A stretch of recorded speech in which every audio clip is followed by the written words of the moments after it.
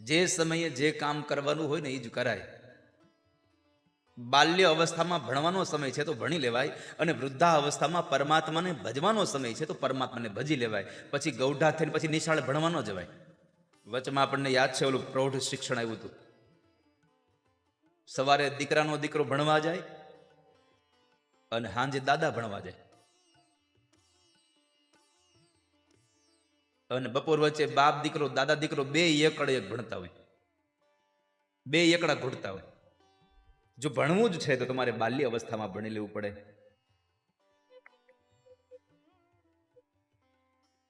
વૃદ્ધાવસ્થામાં ભણવાનો સમય નથી. વૃદ્ધાવસ્થામાં તો ગોવિંદને ભજવાનો સમય છે. વિચાર્યું નહીં લઘુ વયમાં, પછી વિદ્યા ભણાથી શું? સુકાણા મોલ સૃષ્ટિ તણા, પછી વૃષ્ટિ થયા શું? ગજબ હાથે ગુજારી કાશી ગયાથી શું? મળી દુનિયામાં બદનામી, પછી નાસી ગયાથી શું?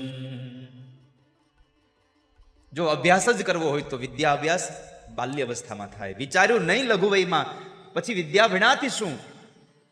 અને ખેતરમાં વાવેલું અનાજ બળી જાય અને પછી કદાચ અનરાધાર વરસાદ થાય તો કામનું શું? સુકાણા મોલ સૃષ્ટિ તણા, પછી વૃષ્ટિ થયાથી શું?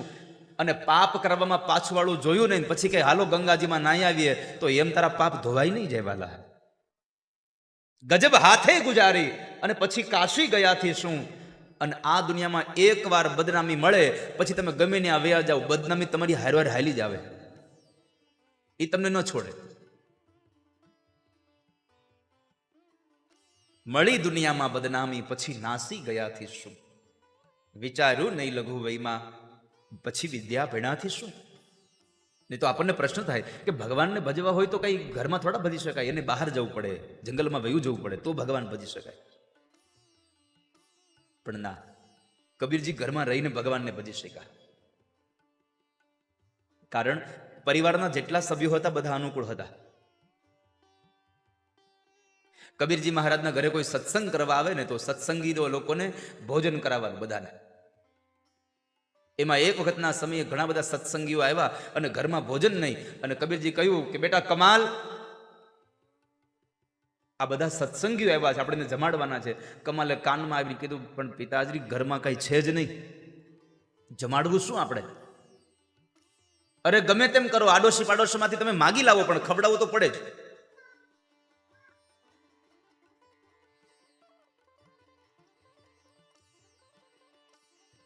આડોશી પાડોશીમાંથી માગી અને સત્સંગીઓને જમાડ્યું. બપોરનો સમય પૂરો થયો અને સાંજનો સમય હતો. સાંજના સમય બાપ દીકરો બે બેઠા હતા અને કીધું કે પિતાજી કાલ કોઈ સત્સંગમાં આવશે તો હવે હું પાડોશમાં માગવા હું નહીં જાઉં. કોઈ આપે ન આપે તો? કબીરજી કહે કાંઈ વાંધો નહીં, માગવા ન જાવ તો કામ કરો, હાલો આપણે રાતે આપણે ખાતર પાડીએ. હવે કમાલને ખબર નહીં ખાતર પાડવાનું શું હતું. તો હે બાપુજી, આ ખાતર પાડવામાં શું કરવાનું હોય? ખાતર પાડવામાં કાંઈ ન કરવાનું હોય, એક ત્રિકમ લેવાનો, પાવડો લેવાનો, તગારું લેવાનું, પછી બધા હોઈ જાય તે બાજુવાળાને ઘરે જવાનું. ખાતર પાડવાની વાતમાં કમાલ તૈયાર થઈ ગયો કે તમે કહેતા હો તો હાલો ખાતર પાડવા જાય. બાપના ટેક માટે થઈ અને દીકરો ચોરીના કામે પણ જાય એટલી તૈયારી રાખે, ત્યારે કબીરજી મહારાજ ઘરમાં બેસીને ભગવાન રામનું ભજન કરી શકે વાલા, તો પરમાત્માને ભજી શકે. જ્યારે બ્રાહ્મણો તમારી ઘરે પૂજા વિધિ કરાવવા આવે ને ત્યારે તમને પાણીની ચમચી ભરાવીને સંકલ્પ કરાવે છે. સંકલ્પ કોઈ દી સાંભળ્યો છે? તમે પૂજા વિધિ કરો છો ખાલી કરવા ખાતર કરો છો, એ ગોર બાપા બોલે ને તમને જેમ કેમ કરતા જાવ છો, તમે કોઈ ધ્યાન આપ્યું નથી હજી સુધી. કોઈ દી આપણને પૂજામાં પ્રશ્ન નથી થયો કે હે ગુરુદાદા, આ ભગવાનને પંચામૃત ચડાવીએ છે તો પંચામૃત ચડાવવાનો ભાવ શું છે ભગવાનને? કોઈ દિવસ પ્રશ્ન થયો? એ તો ગોર બાબાએ કીધું એટલે દહીં દૂધ ઘી મધ અને હાકર ભેગું કરી દીધું. આ ભગવાનની ઉપર અભિષેક કરીએ છીએ, અભિષેકનો મહિમા શું છે? પૂજામાં બેસો ત્યારે જે જે વસ્તુની ખબર ન હોય એ વસ્તુની જાણકારી બ્રાહ્મણો પાસેથી મેળવી લેવી. બાકી જેની ખબર નથી એ તો તમે હોનું ગણો કે પછી એ બધું તમે કથિર ગણો, બધું હરખું જ છે આપણા માટે.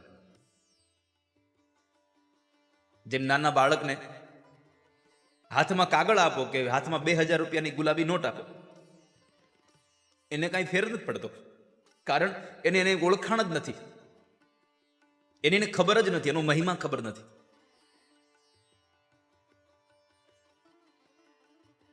તો જ્યારે સંકલ્પ કરાવે ત્યારે બ્રાહ્મણો બોલતા હોય છે. 4 આશ્રમોમાં પહેલો આશ્રમ છે બ્રહ્મચર્ય આશ્રમ.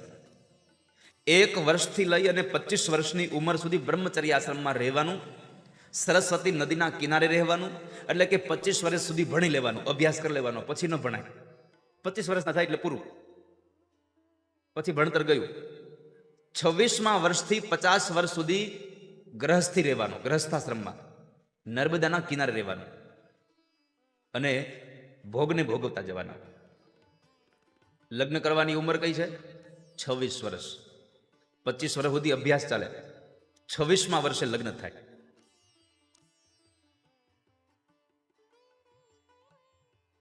જોકે હવે તો આપણા સમાજમાં ઘણી બધી જાગૃતતા આવી છે, નહીં તો પહેલા તો બાળ વિવાહ કરી દેતા હતા. આજે ભાગવતની કથાથી મારે આપ સૌને પ્રાર્થના કરવી છે, દીકરો કે દીકરી ઉંમર લાયક ન થાય ત્યાં સુધીનું વિવાહ કાર્ય ન કરશો. એની અંદર લાયકાત આવે, સંસારને ચલાવવાનું એનામાં ભાન હોય, કોની સાથે કેમ રહેવું એને ખબર હોય, સમાજનું જ્ઞાન એને મળે, પછી એનું વિવાહ કાર્ય કરો. નહીં તો સાહિત્યકારો કહે છે કે એકવાર 2 વડીલ એક છોકરાને લઈ અને કન્યા જોવા ગયા. એટલે બધા બેઠા છે અને ચા પાણી પીધા પછી દીકરીના પક્ષમાંથી એક વડીલે પ્રશ્ન કર્યો કે મૂર્તિયાની લાયકાત હું? મૂર્તિયાની લાયકાત હું?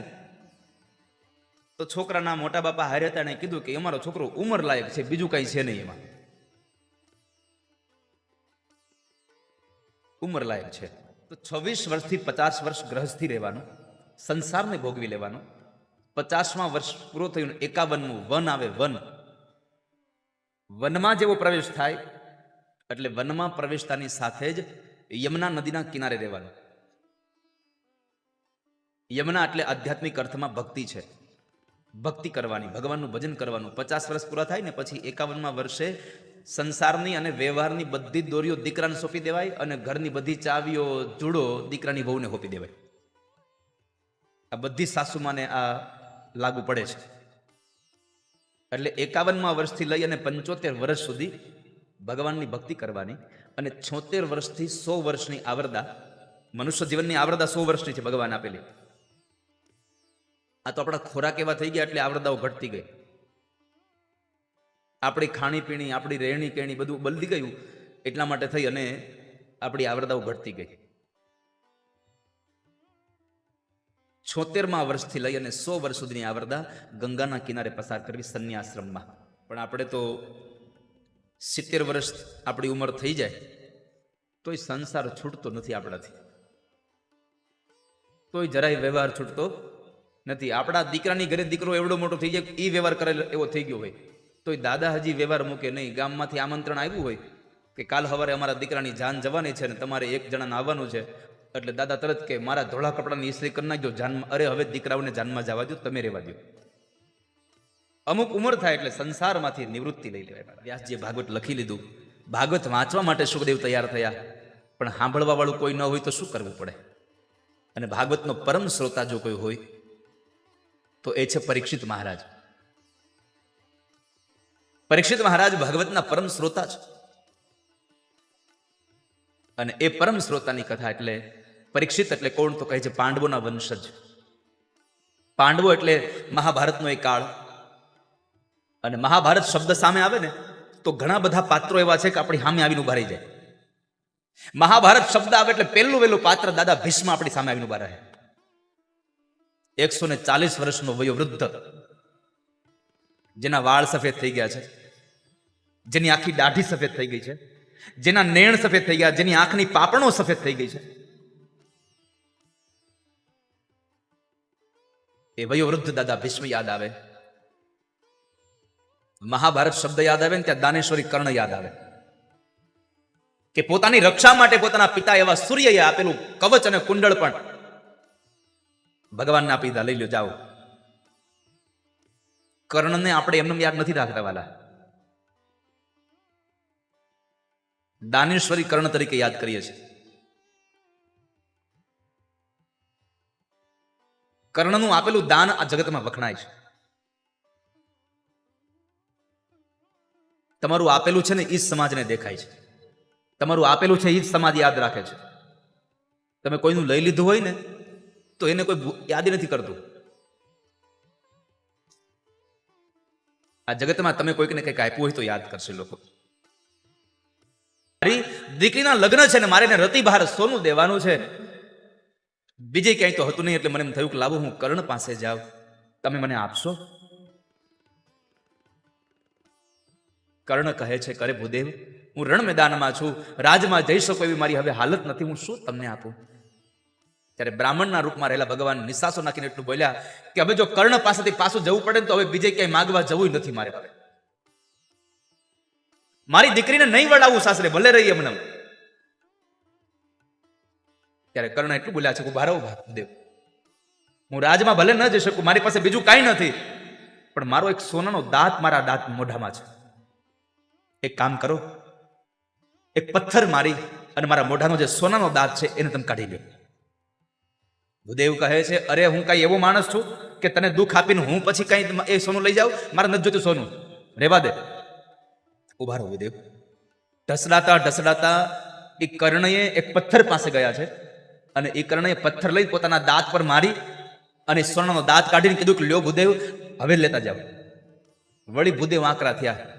આવો અપવિત્ર દાંત હું લઈ જાઉં લોહી વાળો? નથી જોઈતું મારે તારું સોનું. એ સમયે કર્ણએ કુરુક્ષેત્રના મેદાનમાં બાણ ગંગાને પ્રગટ કરી, એક બાણ મારી, એમાંથી ગંગા પ્રગટ કરી અને એ ગંગાના નિર્મળ જળથી દાંત ધોઈ અને ભૂદેવને દાનમાં આપ્યું. એટલે કર્ણને યાદ કરીએ છીએ વાલા આપણે. 5 પાંડવો દેખાય, 100 કૌરવો દેખાય, ઓલો ધૃતરાષ્ટ્ર અંધ દેખાય. જો આ અંધ માની ગયો હોત ને તો મહાભારત ન થયું હોત વાલા. પણ પુત્રના મોહમાં અંધકૂપમાં એવો ડૂબી ગયો કે દુર્યોધનને જોવે એટલે બધું ભૂલી જાય. દુર્યોધનને જોવે એટલે બધું જ ભૂલી જાય. અને ત્યારે ધૃતરાષ્ટ્ર આપણને દેખાવા લાગે, મામા શકુની દેખાવા લાગે. કેટલા પાત્રો મને તમને દેખાય.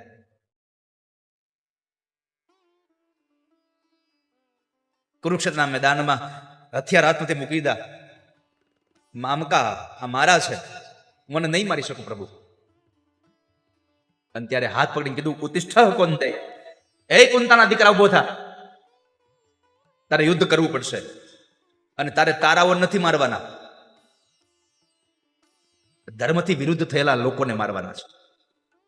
અને ભગવાને જયારે અર્જુન બોલ્યો ને કે પ્રભુ હું આને નહીં મારી શકું, ત્યારે કૃષ્ણએ ચોખ્ખું કીધું, તારે મારવાના છે ક્યાં આને?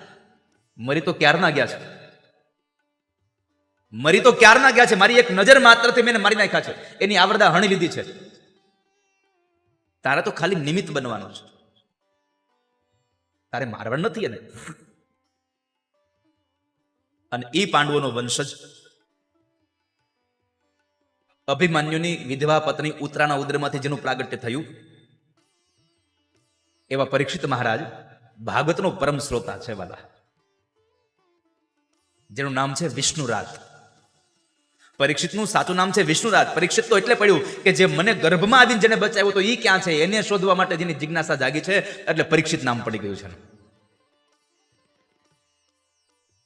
બાકી એનું સાચું નામ છે વિષ્ણુરાજ. અને એ પરીક્ષિતને જો અહીંયા લઈ આવવા હોય, પરીક્ષિતની કથા સાંભળવી હોય તો આપણે થોડી વાર માટે મહાભારતમાં જવું પડે. મહાભારત પંચમ વેદ છે આપણા શાસ્ત્ર. 1,00,000 શ્લોકોથી ભરેલો ગ્રંથ છે મહાભારત. 1,00,000 શ્લોકોનો. અને 18 પર્વનું મહાભારત તો હવે આપણી પાસે આવ્યું. પહેલું મહાભારત જ્યારે વ્યાસજી રચ્યું ને 100 પર્વનું હતું. પણ 100 પર્વના મહાભારત એટલો વિસ્તાર થઈ ગયેલો હતો કે વ્યાસજીને એમ થયું કે હવે આ 100 પર્વનું મહાભારત લોકો નહીં વાંચે, એટલે એનો સંક્ષિપ્ત કરતા સારાંશ કરતા 18 એવા પર્વનું એને રાખ્યું. 18 પર્વના એ મહાભારતને આપણે જે વાંચી રહ્યા છીએ. આવો, શું ભાગવતની કથા છે, ભગવાનની દિવ્ય ગાથાઓ કેટલી આપણને આનંદ કરાવે. એક જગ્યાએ બેઠા હોઈએ પણ અહીંથી ઉપાડીને હરિદ્વારથી ઉપાડીને કુરુક્ષેત્રના મેદાનમાંથી લઈ જાય તો વળી વાર વૃંદાવનમાં લઈ જાય, વૃંદાવનમાંથી ઉપાડે તો થોડી વાર રામચરિત માનસ માટે અયોધ્યામાં લઈ જાય, વળી થોડીક વાર નર્મદાના કિનારે ભૃગુ કચ્છમાં લઈ જાય, વળી ગોકુળમાં મથુરામાં ક્યાં લઈ જાય આપણને આ કથા. અને વળી પાછી કઈ ટિકિટે નહીં લેવાની, મફત, હાવ મફત. આવો, ભગવાન ભાગવતની કૃપાથી જ્યારે આપણને યાત્રાનો અનુભવ થયો છે, યાત્રાનો અવસર મળ્યો છે, તો થોડી વાર કુરુક્ષેત્રના મેદાનમાં મહાભારત માટો મારી આવીએ. સાંભળો શૌનકો, કુરુક્ષેત્રના મેદાનમાં જ્યારે યુદ્ધ થયું અને કૌરવો જ્યારે હણાયા, ભીમસેનની ગદાથી દુર્યોધનની જાંઘો તૂટી ગઈ છે.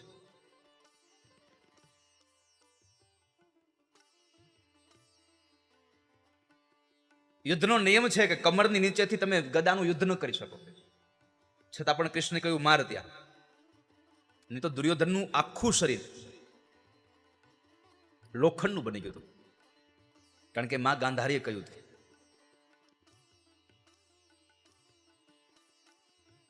કે બેટા તારે યુદ્ધ કરવાનું છે, તું મારી સામે આવજે. મેં આટલા વર્ષોથી મારી દ્રષ્ટિને બંધ, મારી નજરમાં રાખી, મારી આંખોમાં કેદ કરેલી છે, અને મારી આંખ ઉપરની પટ્ટી ખોલીને હું જેની સામે જોઈશ નહીં, આખું પથ્થરનું, આખું એ લોખંડનું બની જશે. તું આવજે, એક પણ વસ્ત્ર પહેરીને આવતો, નિર્વસ્ત્ર થઈને આવજે. દુર્યોધન જ્યારે મા પાસે જવા માટે નીકળે છે, વચમાં એક માળી મળે છે. માળી કહે છે, મહારાજ કઈ બાજુ? મા પાસે જાઉં. કેમ? માએ બોલાવ્યો છે અને માએ કહ્યું છે કે નિર્વસ્ત્ર થઈને આવજે. અરે મા તો પ્રેમને વશ થઈને કે, પણ આપણે આવડા મોટા દીકરા હોય ને મા સામે નિર્વસ્ત્ર જવાય? ન જવાય. આલ્યું આ કેળનું પાન વીટી લ્યો, આટલું પહેરીને જાઓ. દુર્યોધનને થયું વાત સાચી છો, મા સામે નિર્વસ્ત્ર કેમ જવું? એટલે કેળનું પાન જરા કમરના ભાગથી નીચે વીટી લીધું, જાંઘના ભાગમાં, અને જાય છે. દ્રૌપદી આમ બરાબર પોતાની પટ્ટીઓને ખોલી છે ગાંધારીએ, અને ગાંધારી જ્યારે આંખ ખોલે અને મસ્તકથી લઈ અને પગ સુધી જોવે, પણ જાંઘના ભાગમાં એક કેળનું પાન હતું. ગાંધારી ક્રોધિત થઈ ગયા કે તને મેં કહ્યું હતું કે નિર્વસ્ત્ર થઈને આવજે, અને છતાંય તું આ કેળનું પાન વીટીને આવ્યો, તને કોણે કહ્યું? નામની ચાવી અને ખોલી જ નાખે. માસ્ટર કી છે. જિંદગીનું કામ તમે વિચારીને કરજો વાલા. પણ આપણે તો શું છે, પેલા કામ કરી નાખીને પછી બેઠા બેઠા નિરાતે વિચારી કે હવે કેમ થાય આનું. આપણી પ્રકૃતિ છે. કામ કરતા પેલા 100 વખત વિચારજો, અને પછી કાર્ય કરજો. ઇતિમતિ રૂપ કલ્પિતા વિતૃષ્ણા ભગવતી સાત્વત પુંગવે વિભૂની સ્વસુખમુપગતે ક્વચિદ વિહરતુ પ્રકૃતિમુપેયુષિયદ ભવ પ્રવાહ. દાદા ભીષ્મ બોલ્યા છે, ભગવાન મારી મતિરૂપી કન્યા તમને પરણવા માંગે છે. ભગવાન કહે છે, અરે દાદા, તમારી દીકરીને તમારે મારી પરણાવી છે, પણ જરાક જુઓ તો ખરા, તમારી દીકરી માટે હું તમને ગમું છું, તમારી દીકરીને મૃત્યુ ગમે કે નહીં એ તો જુઓ. દીકરીને મૃત્યુ પસંદ તો આવવો જોઈએ ને. દીકરીને જો મૃત્યુ પસંદ ના આવે તો મૃત્યુ કામનો હું. પણ દીકરીને જોવાનું કહો તો મૂર્તિમાં શું જો પેલું પેલું? દીકરીને તમે એમ કહો કે આ મૂર્તિ તું જોઈ લે, દીકરી જોવે હું એમાં? પેલું પેલું જોવે કે રૂપાળો છે કે નહીં, મારો ઘરવાળો હેન્ડસમ હોવો જોઈએ. શાસ્ત્રમાં લખ્યું છે કન્યા વરયતે રૂપમ, મારો ઘરવાળો હેન્ડસમ હોવો જોઈએ. પછી ભલે કઈ કામ ન કરતો હોય તો વાંધો નહીં, બાપના પૈસા ભલે લેર કરતો હોય, પણ મારો ઘરવાળો રૂપાળો જોઈએ છે. કન્યા વરયતે રૂપમ, કન્યાને જોવાનું કયો એટલે રૂપ જોવે, કન્યાની માતાને જોવાનું કયો તો એ પૈસો જોવે કે મારા જમાઈ પાસે પૈસા છે કે નહીં, મારી દીકરીને બરાબર બધું લઈ દે હે ને. કન્યાના પિતાને તમે જોવાનું કહો તો કન્યાનો પિતા એ જોશે કે દીકરો ભણેલો ગણેલો છે કે નહીં. હાંજ પડે પાટું મારીને ગમે ત્યાંથી 100 રૂપિયા લઈ આવે એમ છે ને, એટલે પાટું એટલે કે ગમે ત્યાં કામ કરીને, એમ કોઈને મારીને 100 રૂપિયા લઈ આવીને વાત નથી. બાંધવા કુલ મિચ્છતિ, એના ભાઈ ભાંડું છે એ કુળને જોવે કે કુળ પરિવાર કેવો છે, અને બીજા બધા હગા સંબંધી શું જોવે? બીજા સંબંધીઓ આવ્યા તો શું જોતા હોય? એ જોતા હોય જમવામાં શું બનાવ્યું છે. મિષ્ટાને ઇતરે જનાહ. એટલે ભગવાને જરા હસીને કીધું કે તમારી દીકરીને તો પૂછો કે એને હું ગમું છું કે નહીં. ત્યારે દાદા ભીષ્મ કહે છે પ્રભુ કોણ તમને ન પસંદ કરે? ત્રિભુવન કમનમ તમાલ વર્ણમ રવિકર ગૌરવરાંબરમ દધાને વપુરલકકુલા વૃતાનનાજમ વિજય સખે રતિરસ્તુ મે નવદ્યા. ભગવાન આ ત્રણેય ભુવનમાં તમારાથી સુંદર બીજું છે કોણ? ત્રિભુવન કમનમ તમાલ વર્ણમ, આખા સંસારમાં તમારાથી કોઈ સુંદર બીજું નથી. તમને કોણ પસંદ ન કરે આ જગતમાં? એને અંતમાં નારાયણનું ભજન કરવું, પરમાત્માનું ભજન. અંતમાં નારાયણનું ભજનનો અર્થ એવો ન લેતા કે મૃત્યુ વેલાએ પડ્યા હોય, આપણે પથારીમાં પડી ગયા હોય, ગૌઢા થઈ ગયા હોઈએ, ઘરડા થશું ત્યારે જ મૃત્યુ આવશે એવું નક્કી નથી. ગમે ત્યારે કાળ આવી જશે, ગમે ત્યારે મૃત્યુ આવી જશે. માટે ક્યારેય પણ એવું ન વિચારશો કે અંતિમ સમય એટલે કે મૃત્યુની વેળા. ભગવાન કૃષ્ણએ ગીતાજીમાં બોલ્યા કે અંતકાલે ચ મામેવ સ્મરણ મુક્તવા કલેવરમ. અંતકાળનો અર્થ એ છે આપણા શ્વાસોશ્વાસની ક્રિયામાં જે શ્વાસ બારો કાઢીએ છે ને એ પણ અંતિમ હોઈ શકે, નવો શ્વાસ લઈ પણ ન શકો. અને અંદર લઈ ગયેલો શ્વાસ જે છે એમાં પણ ભગવાનનું ભજન કરવું, કારણ કે એ શ્વાસ બારો પણ ન કાઢી શકો, ત્યાં વયા જાઓ. ક્યારે ભગવાન દોરી ખેંચી લઈ નક્કી નથી હોતું વાળા. એટલે અંતકાલનો અર્થ છે શ્વાસે શ્વાસે પરમાત્માનું ભજન કરવું. શ્વાસ અંદર લઈ જાઓ ત્યારે પણ અને શ્વાસ બહાર કાઢો ત્યારે પણ. કારણ કે આ દુનિયામાં ક્યારે કોણ વયું જાય નક્કી નથી. આપણે તો ઘણા બધા વખત તો આપણે તો અગાઉ આવી ગઈ અમારી માથેથી, તો તમારી કૃપાથી અમે તો એને લીલા લેર કરીએ હરિદ્વારમાં. તો જ્યારે ભગવાન નંદ બાબાના આંગણે પરમાત્માનું પ્રાગટ્ય થયું અને નંદ બાબા મહામના બની ગયા. ભાગવતજીમાં લખ્યું છે કે નંદ બાબાએ ઠાકોરજીના પ્રાગટ્ય સમયે 2 લાખ ગાયો દાનમાં આપી છે. કેટલી આપી છે? 2 લાખ ગાયો દાનમાં આપી છે. અને એવી ગાયો નહીં કે દૂધ દેતી બંધ થઈ ગઈ હોય ને બ્રાહ્મણને દાનમાં આપી દો. આપણે તો હાલે નહીં એવું હોય એટલે કે હવે આ દાનમાં આપી દો ને આપણે શું કરવું છે, આપણે ક્યાં વાપરવું છે?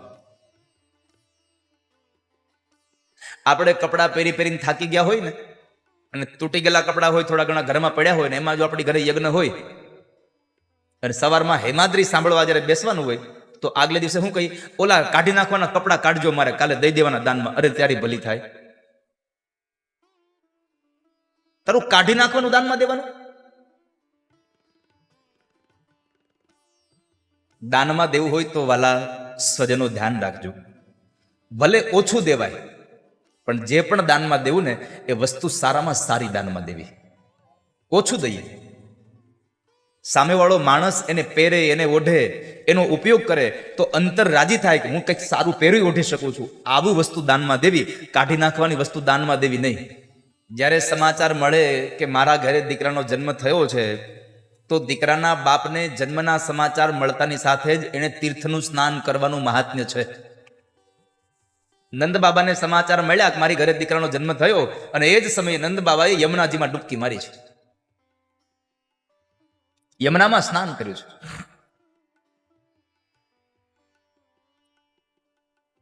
પણ તીર્થમાં સ્નાન કરવા જાઓ ત્યારે એક વાત યાદ રાખજો, આ 5 દિવસ તો તમે જઈ આવ્યા, પણ આજ તમને એક વાત આપી દઉં કે જ્યારે તમે નદીમાં, ગંગામાં સ્નાન કરીને બહાર નીકળો પછી શરીરને લૂછવું નહીં. ક્યારે ગંગામાં સ્નાન કર્યા પછી જ્યારે બહાર નીકળો, અને એમાંય મૌસલ સ્નાન કર્યું હોય, બધાએ કર્યું હશે પણ તમને ખબર નથી. ખાલી મૌસલ સ્નાનનો અર્થ છે નાક બંધ કરી અને ડૂબકી મારો અને તમારા માથા ઉપરથી પાણીનું વેણ વયું જાય, એને મૌસલ સ્નાન કહેવાય. તીર્થની નદીઓમાં જ્યારે તમે સ્નાન કરો, તીર્થના જળમાં સ્નાન કરો, ત્યારે યાદ રાખજો વાલા વડીલો, બહાર નીકળીને કોઈ દિવસ શરીર સાફ ન કરશો. ઊભું રહેવું કિનારા ઉપર. કારણ કે મેં મહાપુરુષો પાસેથી સાંભળ્યું છે, વિદ્વાનો પાસે સાંભળ્યું છે કે તમારા તીર્થના જળમાં સ્નાન કર્યા પછી તમે જ્યારે બહાર આવીને ઉભા રહ્યો અને તમારા શરીરમાંથી જે પાણીના બિંદુઓ પડે છે ને, એનાથી તમારા પિતૃઓનું તર્પણ થઈ રહ્યું છે. તમારા પિતૃઓ તૃપ્ત બની રહ્યા છે. અને અનુભવ કરજો, થોડી ઘણી મિનિટો થશે ને ત્યાં તમારું આખું શરીર કોરું થઈ જશે. વધારે સમય તમારે ઊભું નહીં રહેવું પડે. માટે તીર્થોમાં સ્નાન કરો ત્યારે શરીરને લૂછશો નહીં. ક્યારે વસ્ત્ર સહિત સ્નાન કરવું.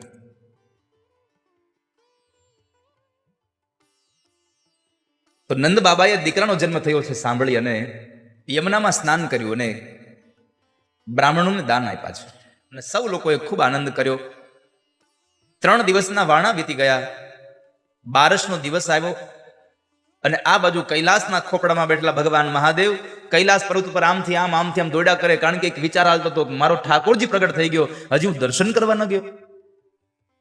મારો ભગવાન પ્રગટ થઈ ગયા, હજી હું દર્શન કરવા ન ગયો. મારે દર્શન કરવા જવા છે. પણ દર્શન કરવા જાવ પણ મને દર્શન થાય કેમ? આટલું નાનું બાળક થોડું શેરીઓમાં રમતું હોય. ત્યારે બાબા વિચાર કરે છે, તો નંદિયાદી ગણો કહે છે, પ્રભુ અમને હારે લઈ જાજો, અમને દર્શન કરવા છે ઠાકોરજીના. ભગવાન મહાદેવ કહે છે, અરે નંદી, બધા એક સાથે જશું તો કોઈને દર્શન નહીં થાય, પેલા મને જઈ આવવા દો. હું જઈને આવું પછી તમને હું બતાવું, એ માર્ગે તમે જાજો, તમને દર્શન થઈ જશે. નંદિયાદી ગણો માની જાય છે. શેષ ના ગાયવા. એણે આવીને ભગવાન મહાદેવને કીધું, પ્રભુ મને સાથે લઈ જાવ ને. ભગવાન શેષને પણ સમજાવે છે કે શેષ રહેવા દો, બધા સાથે જશું તો કોઈને કોઈના દર્શન નહીં થાય, કોઈને દર્શન નહીં થાય, તમે પછી આવજો. બાબાને લઈને ગોપી જાય છે. માર્ગમાં પૂછ્યું કે હે બાબા, તમે જ્યોતિષી બરાબર છો પણ પહેલી વાર ગોકુળમાં આવ્યા છો? અરે હા હા, હમ તો પહેલી બાર આયા હે. તો બાબા તમારું નામ શું છે? તો કયો. મારું નામ છે સદાશિવ જ્યોતિષી. ઓ બરાબર. બાબાને લઈને જાય. બાબાને આંગણામાં ઉભા રહે કે અહીંયા ઉભા રહ્યો, હું મારી યશોદામાને બોલાવી આવું. ગોપી બૂમા બૂમ કરતી કરતી જાય છે. યશોદા, એ યશોદા, જરા બહાર તો આવો, કોણ આવ્યું છે? યશોદા માડી ઓરડામાં કામ કરતા હતા.